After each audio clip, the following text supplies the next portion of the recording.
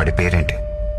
నీ ప్రాణం పోయే టైంలో కూడా నా ప్రాణం పోకుండా కరెక్ట్ గా షూట్ చేశావంటే అది ఏ హాస్పిటల్ ఎవరితో చేయిస్తున్నానని తెలుసుకోవడానికే కదా. ఆ?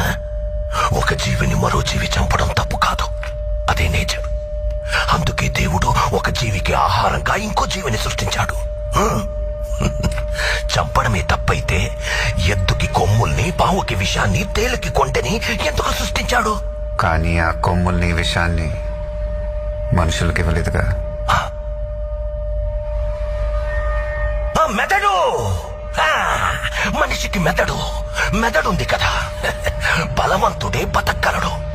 బలహీనులందరూ కలిసి వాళ్ళని వాళ్ళు కాపాడుకోవడానికి చేసుకున్నదే చట్టం. జింకని చంపితే శిక్ష, మేకని చంపితే శిక్ష లేదు.